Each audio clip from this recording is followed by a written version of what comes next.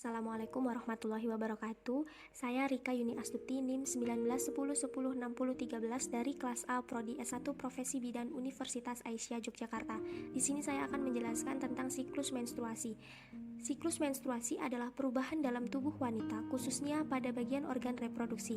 Menstruasi terjadi ketika lapisan dinding rahim atau endometrium yang menebal luruh karena tidak adanya pembuahan sel telur.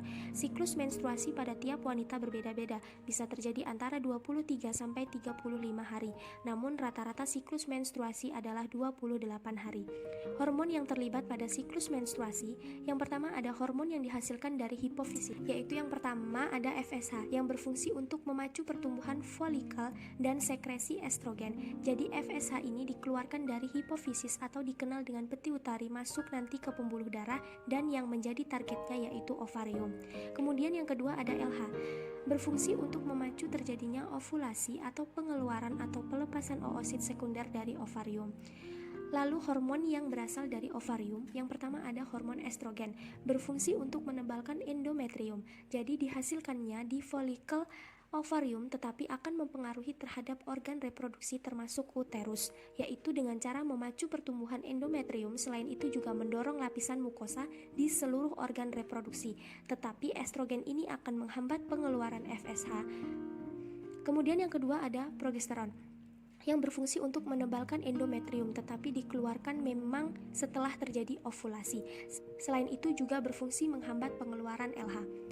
Kemudian pada siklus menstruasi terdiri dari 4 fase. Yang pertama ada fase menstruasi, terjadi jika sel ovum tidak bertemu sel sperma, produksi hormon estrogen, hormon progesteron terhenti akibatnya peluruhan dinding rahim. Kemudian yang kedua ada fase praovulasi atau folikular. Hipofisis anterior mengalami sekresi hormon FSH atau folikel primer menuju folikel sekunder, yang terjadi pembentukan hormon estrogen atau diproduksi oleh folikel sekunder. Lalu kemudian ada fase ovulasi. Hormon estrogen mempengaruhi hipofisis anterior untuk mensekresikan hormon LH atau melepas sel ovum. Kemudian yang keempat ada fase pasca ovulasi atau luteal, yaitu pembentukan korpus luteal yang menghasilkan hormon progesteron atau mempertebal dinding rahim. 4 fase menstruasi ini terus berputar hingga seorang wanita mengalami menopause di usia 50 hingga 60 tahunan nantinya. Kemudian perhatikan pada gambar. Jadi yang pertama perhatikan gambar pada kadar hormon, di mana FSH akan mengalami peningkatan yang fungsinya untuk memacu pertumbuhan folikel.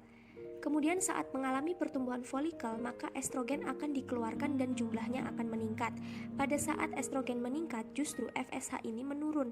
Nah, ini akibat dari feedback negatif estrogen. Nah, ingat estrogen ini untuk memacu LH, maka kadar LH saat estrogen tinggi juga ikut tinggi. Ini kurang lebih 1 hari sebelum terjadi ovulasi. Di akhir FSH ini juga akan ikut naik berbarengan dengan peningkatan LH ini juga akibat dari peningkatan estrogen.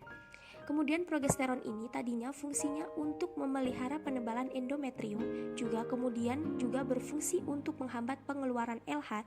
Jadi saat progesteronnya meningkat, justru si LH jadi menurun, FSH pun juga menurun. Kalau kadar hormonnya nanti sampai di fase sekresi ini kurang lebih 14 hari juga, dan perhatikan estrogen dan progesteronnya di akhir akan menurun, dan inilah nanti akan memasuki fase menstruasi. Kemudian perhatikan gambar folikel. Folikel primer dipacu oleh hormon FSH akan mengalami pertumbuhan menjadi folikel sekunder, tersier, dan juga membentuk folikel de Graaff. Di folikel de Graaff ini mengalami ovulasi. Nah, ini dipacu oleh LH. Setelah terjadinya ovulasi, oosit sekundernya akan menurun menuju tuba Fallopi dan nantinya akan bergerak menuju ke uterus. Sedangkan si folikel de Graaff-nya akan berubah menjadi korpus luteum atau badan kuning. Korpus luteum inilah yang berfungsi untuk menghasilkan progesteron dan nanti akan berpengaruh terhadap endometrium sampai membentuk nanti korpus albikan. Kemudian perhatikan gambar yang terakhir, yaitu siklus endometrium, di mana siklus ini berlangsung kurang lebih 3-5 hari, bahkan ada yang 7 hari maksimalnya. Setelah 5 hari, maka akan terjadi fase proliferasi. Ini berarti terjadinya pertumbuhan endometrium yang dipengaruhi oleh estrogen, kurang lebih berlangsung selama 14 hari. Terjadi ovulasi setelah fase ovulasi, maka fasenya disebut fase sekret, di mana si dinding endometriumnya akan terus berkembang dipengaruhi oleh hormon progesteron terutama dan juga estrogen. Berlangsung kurang lebih 14 hari sampai hari ke-28. Apabila tidak terjadi nidasi atau implantasi, maka kadar estrogen dan juga progesteronnya akan menurun, bahkan tidak dihasilkan sama sekali. Akibatnya nanti balik lagi ke fase awal, yaitu fase menstruasi. Terima kasih. Wassalamualaikum warahmatullahi wabarakatuh.